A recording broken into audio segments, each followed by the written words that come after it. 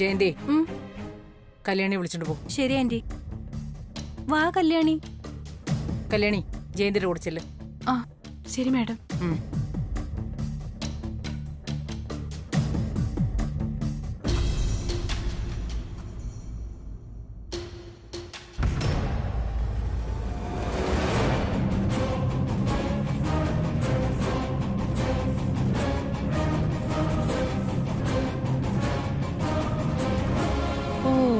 അപ്പൊ അതാണ് നിന്റെ ഉദ്ദേശം.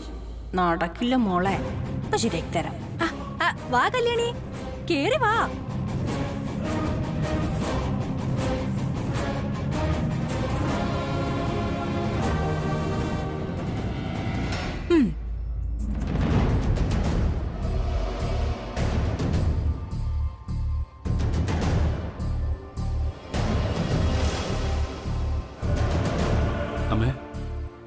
ആനന്ദ്, കല്യാണി ഔട്ട് ഹൗസിൽ താമസിക്കുന്നത് അവളുടെ ജീവൻ ആപത്ത് വരുത്തി വെക്കുമോ എന്നൊരു സംശയം.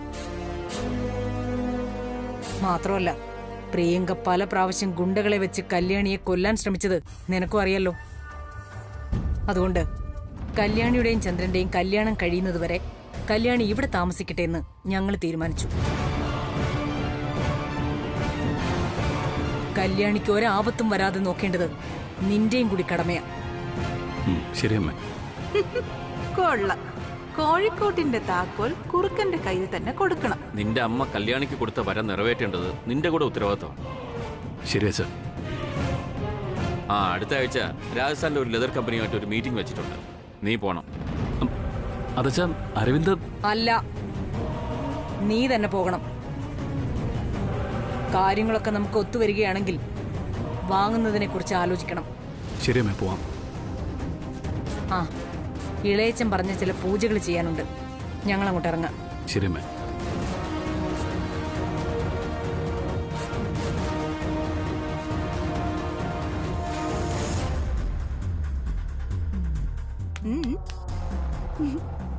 നിന്റെ അച്ഛനും അമ്മയ്ക്കേ എന്തോ കുഴപ്പം പറ്റിയിട്ടുണ്ട്. ആ അടുക്കളക്കാരിയെ ജയന്തിയുടെ മുറിയിൽ താമസിപ്പിക്കേണ്ട ഒരു കാര്യമില്ലായിരുന്നു. ഏതായാലും നീ അവളുടെ കാര്യമൊന്നും നോക്കാൻ പോണ്ട. അതിന് ഞാനും ജയന്തിയൊക്കെ ഇവിടെയുണ്ട്. പറഞ്ഞത് മനസ്സിലായല്ലോ.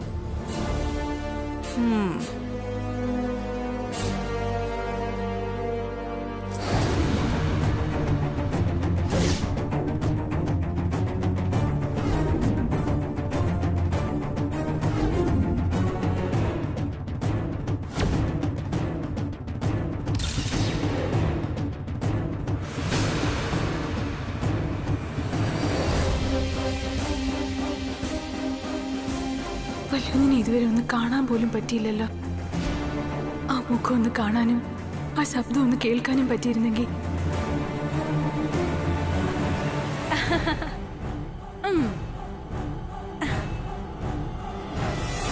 എന്താ കല്യാണി, നിനക്ക് എന്തോ ഒരു ടെൻഷൻ ഉള്ള പോലെ? ഏയ് ഒന്നുമില്ല. ദേ, എന്നോട് കള്ളൊന്നും പറയണ്ട കല്യാണി. എനിക്കറിയാം നിന്റെ മനസ്സിലെ ടെൻഷന്റെ കാര്യം എന്താന്ന്. എന്റെ കൂടെ ഈ മുറിയിൽ എങ്ങനെ താമസിക്കുന്നു ഓർത്തിട്ടല്ലേ? പഴയതൊക്കെ മറന്നേക്ക് കല്യാണി. സത്യത്തിൽ നിന്നെ കാണുമ്പോ ഇപ്പൊ എനിക്കൊരു കുറ്റബോധം. അന്ന് ഞാൻ കാരണമല്ലോ നിന്റെ കല്യാണം മുടങ്ങിയത്. അതിന് ഐ എം സോറി. അതെ, ഞാനിപ്പോ പഴയ ആളെയല്ല, ഒരുപാട് മാറി. ഇനി എന്റെ കൂടെ താമസിക്കുന്നതിൽ ഒരു ടെൻഷനും വേണ്ട കേട്ടോ. ഫ്രീ ആയിട്ടിരിക്കേ. ഞാനും ഫ്രീയാ. ടെൻഷനൊന്നും ഇല്ല മാഡം, ഞാൻ വെറുതെ. അയ്യോ കല്യാണി, നീ എന്നെ മാഡം എന്നൊന്നും വിളിക്കണ്ട പ്ലീസ്. നമ്മളൊക്കെ ഒരേ പ്രായക്കാരല്ലേ. നീ എന്നെ ജയന്തിന്ന് വിളിച്ചാ മതി. കൂടുതൽ ഇഷ്ടം തോന്നിയാ ജയേന്ന് വിളിച്ചോ, ഞാനൊന്നും പറയില്ല. നീ ഇപ്പൊ എന്റെ ഫ്രണ്ട് അല്ലേ. നീ ഇതൊന്നും ശ്രദ്ധിക്കുന്നില്ലെന്ന് എനിക്കറിയാടി. ഏതിനും ആനന്ദിനെ സൗകര്യമായിട്ട് കാണാന്നുള്ള വല്ല പൂതിയും മനസ്സിലുണ്ടെങ്കിൽ അതങ്ങ് നീ കയ്യിൽ വെച്ചിരുന്നാ മതി. എടി, ആട്ടും തോലിട്ട് ഇറങ്ങിയെന്നേ ഉള്ളൂ. ജയന്തി ഇപ്പോഴും പഴയ ചെന്നായി തന്നെയാ. അത് വലിയതിന് കോഫി കൊടുക്കാൻ സമയമായി. ഞാൻ പോയി കോഫി കൊടുത്തിട്ട് വരാം. 2 മിനിറ്റ്. വേണ്ട വേണ്ട വേണ്ട, അതൊക്കെ സുജാത ചെയ്തോളും. കല്യാണി അവിടെ ഇരിക്കേ. വെറുതെ ഇനി അഖിലാന്റിയെ കൊണ്ട് ഓരോന്ന് പറയിപ്പിക്കാൻ നിക്കണ്ട. ആനന്ദിന്റെ അരികിലേക്ക് നിന്നെ അങ്ങനെ അങ്ങ് വിടുമെന്ന് വിചാരിച്ചോ നീ? ആ പൂതി അങ്ങ് മനസ്സിൽ വെച്ചാ മതി നീ. കല്യാണി, ഞാൻ നിനക്കൊരു കാര്യം കാണിച്ചുതരാവേ. ഇപ്പൊ വരാവേ.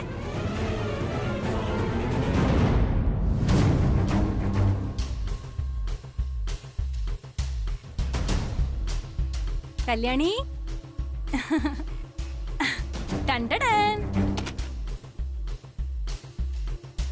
എല്ലാരും എപ്പോഴും എന്നോട് ചോദിക്കും എന്റെ ഈ സൗന്ദര്യത്തിന്റെ രഹസ്യം എന്താന്ന്.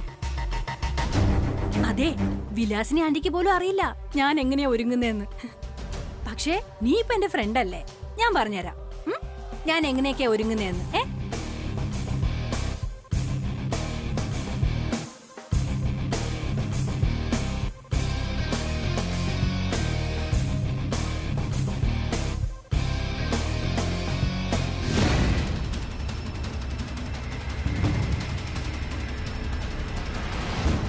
അഖില മാഡം വിളിച്ചതുകൊണ്ട് വല്യുവിന് ഇപ്പോൾ ഹാളിൽ വന്നിട്ട് തിരികെ റൂമിലേക്ക് പോയി കാണും. എങ്ങനെയെങ്കിലും ഇവിടെ നിന്ന് ഇറങ്ങിയാലേ അവിടെ പോയിന്ന് കാണാൻ പറ്റൂ. എന്നെ ദേവി സഹായിക്കണേ.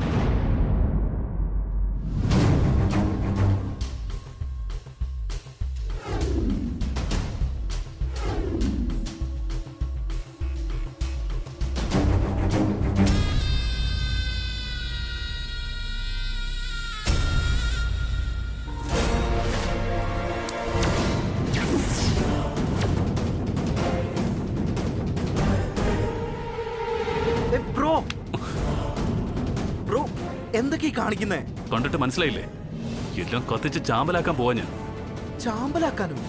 മൈ ഗോഡ് ബ്രോ, ജീവനെ പോലെ കരുതുന്ന ഈ ലോക കണ്ണുകളാണോ കത്തിച്ച് ചാമ്പലാക്കാൻ പോകുന്നേ? I can believe this. അതെ, കല്യാണി എനിക്ക് വിധിച്ചതല്ലെന്നറിഞ്ഞിട്ടും അവളുടെ ഓർമ്മകൾക്കായി ഇതൊക്കെ കരുതി വെക്കുന്നതിൽ എന്താ അർത്ഥം? അതാ ഇനി അവളുടെ ഓർമ്മകൾ പോലും വേണ്ടെന്ന് കരുതി ഞാനിതൊക്കെ നശിപ്പിക്കുന്നത്. കല്യാണി നിനക്കുള്ളതല്ലെന്ന് ആരാ പറഞ്ഞത്? നിനക്ക് വിധിച്ചതല്ലായിരുന്നെങ്കിൽ എന്നെ അവൾ കല്യാണം കഴിഞ്ഞ് തൃച്ചംബരത്തൊന്നും പോകേണ്ടതാ. ഇല്ല സുബ്രു, ആ വിശ്വാസങ്ങളൊക്കെ എന്നെ വിട്ടുപോയി. ഇനിയും അവൾ എന്റെ ജീവിതത്തിലേക്ക് തിരിച്ചു വരുമെന്ന് വിശ്വസിച്ച ഞാൻ ഈ ലോകത്തിലെ ഏറ്റവും വലിയ ബഫൂണായിരിക്കും. അങ്ങനെയൊക്കെ അങ്ങ് തീരുമാനിച്ചുറപ്പിക്കുക. ഇവിടെ ഇപ്പൊ എന്താ ഉണ്ടായേ? ആദ്യം അത് പറ. ഉണ്ടായതൊന്നും പറയണ്ട. ഇന്നിപ്പോ ഔട്ട് ഹൗസിൽ സുരക്ഷിതല്ലെന്നും പറഞ്ഞിട്ട് അമ്മ കല്യാണിയോട് തൃച്ചംബരത്ത് വന്ന് താമസിക്കാൻ പറഞ്ഞിരിക്കുക. അത് കൊള്ളാലോ. അതിനിപ്പോ എന്താ പ്രശ്നം? കുഴപ്പമുണ്ട്. ഈ കല്യാണം കഴിയുന്നത് വരെ കല്യാണി ഇവിടെ തന്നെ ആയിരിക്കും താമസം. അത് കൊള്ളാം. അത് സന്തോഷകരമായ കാര്യമല്ലേ? ഒന്നുമില്ലെങ്കിലും നീയും കല്യാണിയും ഒരു വീട്ടിലായില്ലടാ. അങ്ങനെ അടുത്തടുത്ത് പിന്നെ രണ്ട് ഹൃദയങ്ങളും നാളെ ഒന്നാൻ പോവല്ലേ? ബി ഹാപ്പി മച്ചു. ഇത് ട്രീറ്റ് നടത്തേണ്ട കേസല്ലേ? പറഞ്ഞു തീർന്നില്ലല്ലോ. അത് ഞാനൊന്ന് ഫിനിഷ് ചെയ്യട്ടെ. അത് മുഴുവൻ കേൾക്ക്. അതിനുശേഷം തീരുമാനിക്കാം സന്തോഷം തരുന്ന കാര്യമാണോ സങ്കടം തരുന്ന കാര്യമാണോ എന്ന്. എന്നാ പറ ബ്രോ.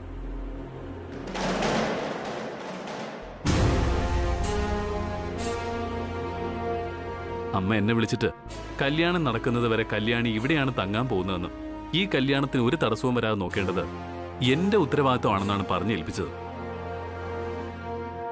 എന്ത് വില കൊടുത്തും കല്യാണിക്ക് കൊടുത്ത വാക്ക് നിറവേറ്റണമെന്ന് അമ്മയുടെ ആഗ്രഹം. എന്ന് പറഞ്ഞാൽ ഞാൻ അവളുടെ പുരുഷനായിട്ടല്ല ബോഡി ഗാർഡ് ആയാൽ മതിയെന്നർത്ഥം. ഇനി പറ, ഞാൻ കാത്തിരിക്കണം? വേണ്ടല്ലോ. അപ്പൊ പിന്നെ ഇതൊക്കെ കത്തിച്ചു കളയുന്നതിൽ എന്താ ഒരു കുഴപ്പം? നിങ്ങൾ തന്നെ പറയൂ.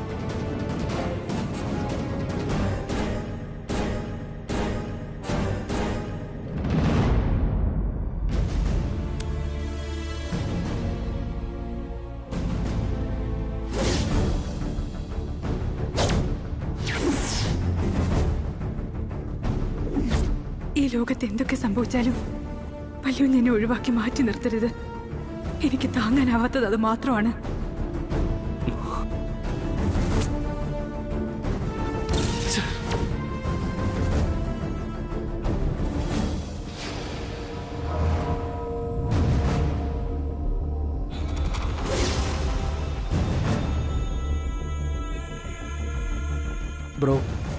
ബ്രോയുടെ ഫീലിങ്സ് ഞങ്ങൾക്ക് മനസ്സിലാക്കാൻ പറ്റാഞ്ഞിട്ടല്ല. എന്നാലും പറയാ, ഉള്ളിൽ തോൽക്കുമെന്നുള്ളൊരു ഭയം വന്നു തുടങ്ങിയ പിന്നെ നമുക്കൊരിക്കലും ജയിക്കാൻ പറ്റില്ല. മറിച്ച് ഞാൻ ജയിച്ചിരിക്കുമെന്ന ഉറച്ച വിശ്വാസം ഉണ്ടെങ്കിൽ ആര് വിചാരിച്ചാലും നമ്മളെ തോൽപ്പിക്കാനും പറ്റില്ല.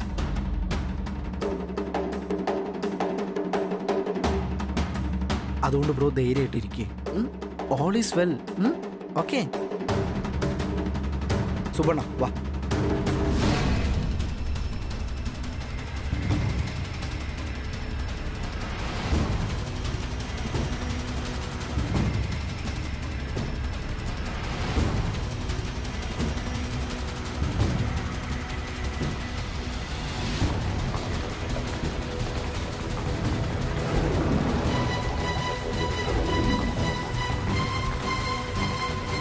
കല്യാണി, നീ എന്താ ഇവിടെ നിൽക്കുന്നേ? എന്തു പറ്റി? വല്യുഞ്ഞിനെ അന്വേഷിച്ച് വന്നതാ. എന്റെ ജീവൻ രക്ഷിച്ചതിന് വല്യുഞ്ഞിനോട് നന്ദി പറഞ്ഞിട്ട് പോവാൻ. ദേവി, ഇത് ഇനി എന്നെ തടയരുത്. ഒരു നന്ദി പറയാനുള്ള അവസരമെങ്കിലും എനിക്ക് തരണം, പ്ലീസ്.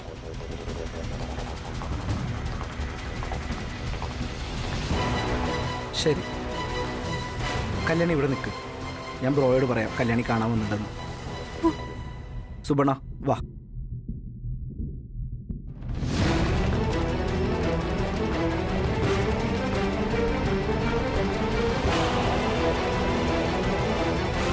ബ്രോ, കല്യാണി കാണാൻ വന്നിട്ടുണ്ട്. എന്നിട്ട് എന്നെ കാണാൻ സമ്മതിക്കാതെ പറഞ്ഞു വിട്ടോ നിങ്ങള്? വേണ്ട, കല്യാണിക്ക് അപകടം വന്നേ പിന്നെ ഇതുവരെ ഞാൻ അവളെ ഒന്നും കണ്ടതുപോലുമില്ല. എനിക്ക് കല്യാണിയെ കാണണം. വരാൻ പറ അവളോട്. അല്ലെങ്കിൽ വേണ്ട, ഞാൻ തന്നെ. ബ്രോ പ്ലീസ്, ഞാൻ പറയുന്നു കേക്ക്. ഇപ്പൊ കല്യാണി കണ്ട അരവിന്ദ്, കല്യാണി പാവാ. നിങ്ങൾ അവളെ ടോർച്ചർ ചെയ്യാ. ഷോ അറിയാം, പക്ഷെ ഇപ്പൊ ആ ഫീലിങ്സ് ഒക്കെ മാറ്റി വെച്ചിട്ട് ഞാൻ പറയുന്നു cake. It's very important, very very very important. Please bro.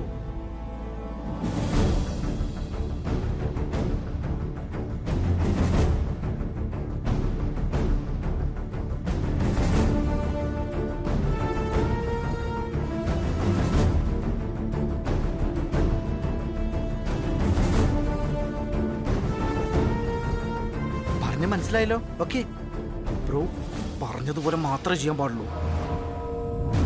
ഇതൊന്ന് ലാസ്റ്റ് ടൈം പ്ലീസ് അനുസരിക്കേ. ശരി, വൺ ലാസ്റ്റ് ടൈം ഞാൻ ചെയ്യാം. Thank you bro, thank you very much. ഞങ്ങൾ പോയിട്ട് കല്യാണി ഇങ്ങോട്ട് പറഞ്ഞു വിടാം. ബ്രോ പറഞ്ഞു പോലെ ചെയ്യണേ പ്ലീസ്. ഓക്കെ, വാ സുബർണ.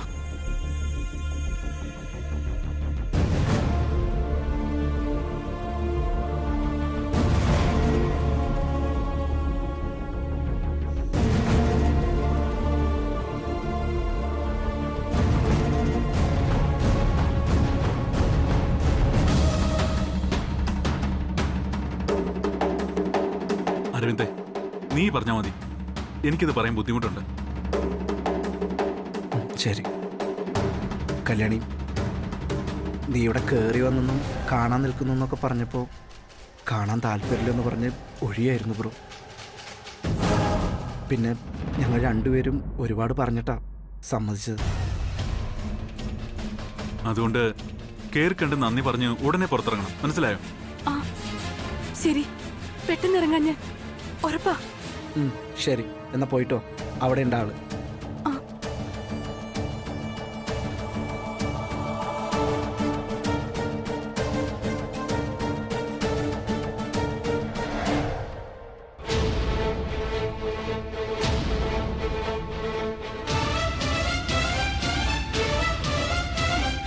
വലിയ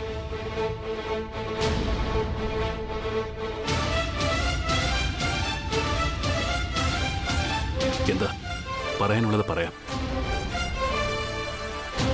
അപ്പോ എന്റെ മുഖം കാണുന്നത് പോലും ഇഷ്ടമില്ലാണ്ടായല്ലേ വല്യുഞ്ഞിന്? അതേ കല്യാണി, എനിക്ക് നിന്റെ മുഖത്ത് നോക്കാൻ ബുദ്ധിമുട്ടുണ്ട്. ഞാൻ എന്റെ ചങ്ക് പറിച്ച് തന്നിട്ടും ഓരോരോ കള്ളക്കാരണങ്ങൾ പറഞ്ഞ് ഒഴിവാക്കി മറ്റൊരാളെ സ്വീകരിക്കാൻ നിൽക്കുന്ന പെണ്ണാ നീ. എനിക്ക് നിന്നെ കാണണ്ട.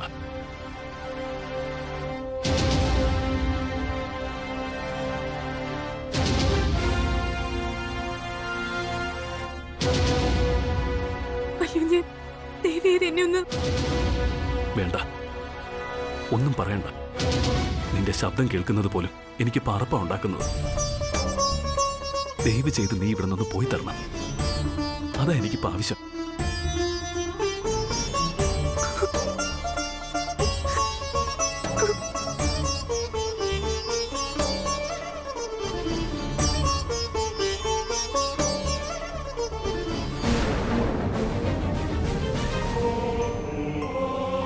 കല്യാണി നിക്ക്.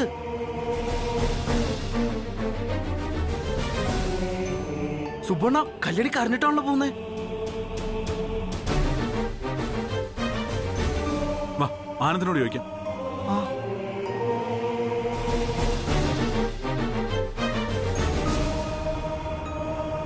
ബ്രോ, കല്യാണി കല്യാണി കരഞ്ഞോണ്ടാ പോയത്. നീ പഠിപ്പിച്ചതാ ഞാൻ പറഞ്ഞത്. അത് കേട്ട് മനസ്സ് തകർന്ന് അവളെന്തെങ്കിലും അബദ്ധം കാണിക്കുമെന്നാ എനിക്കിപ്പോ ഭയം. ബ്രോ, അതിനെ കുറിച്ചൊന്നും ടെൻഷൻ അടിക്കണ്ട. അതൊക്കെ ഞാൻ നോക്കിക്കോളാം. ബ്രോ, ഞാൻ പറഞ്ഞതുപോലെയാണല്ലോ കല്യാണോട് സംസാരിച്ച, അത് മതി. പിന്നെ നമുക്കിനി കല്യാണം എന്ത് ചെയ്യുന്ന നോക്കാൻ ഫോളോ ചെയ്യാം. വാ ബ്രോ, സുബർണ വാ.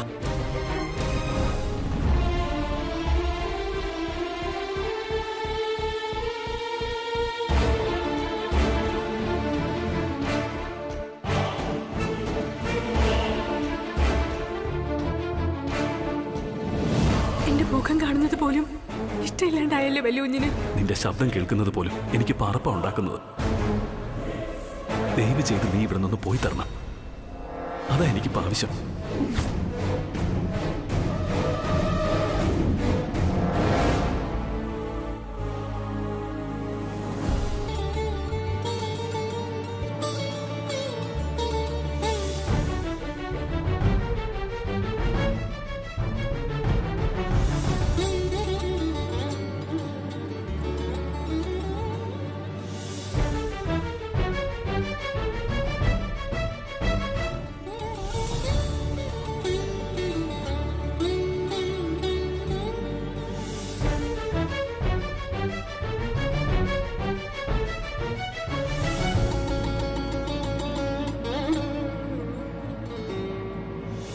ദേവി, മഹാമായി, നീ കേട്ടില്ലേ വല്യുഞ്ഞ് എന്താ പറഞ്ഞെന്ന്?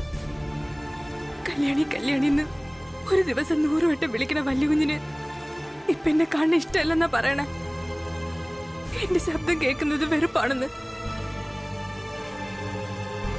കേട്ടപ്പോ ഈ ചങ്ക് തകർന്നു പോയി. ഇതിലേക്ക് എന്ത് പാപോ ദേവി ഞാൻ ചെയ്ത്?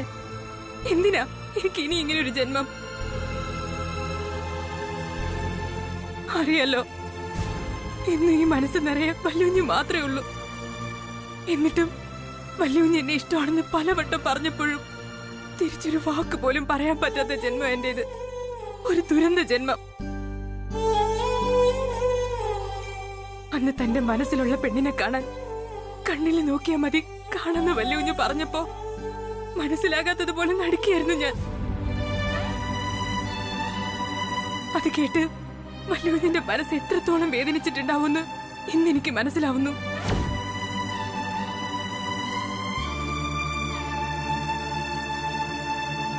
ആ പാപത്തിനൊക്കെയുള്ള ശിക്ഷ ഇന്നെനിക്ക് കിട്ടിയത്. ഞാൻ അകന്നു നിന്നതിനുള്ള ഏറ്റവും വലിയ ശിക്ഷ. വല്യുഞ്ഞ് എന്നെ വെറുക്കാണെന്നൊക്കെ പറഞ്ഞ ഞാൻ ഇനി ജീവിച്ചിരുന്നിട്ട് കാര്യമില്ലെന്ന് എനിക്ക് തോന്നണേ.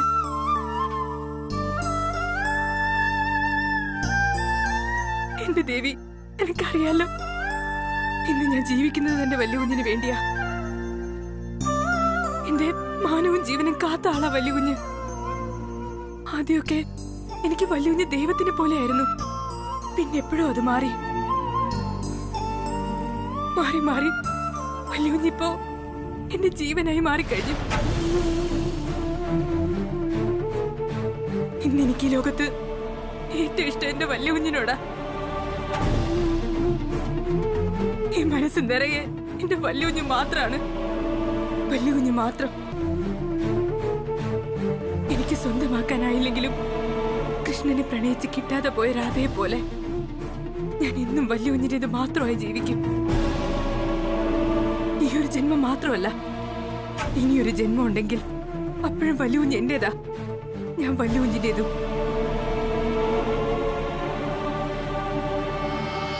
എന്നും എപ്പോഴും അങ്ങനെ തന്നെയാ.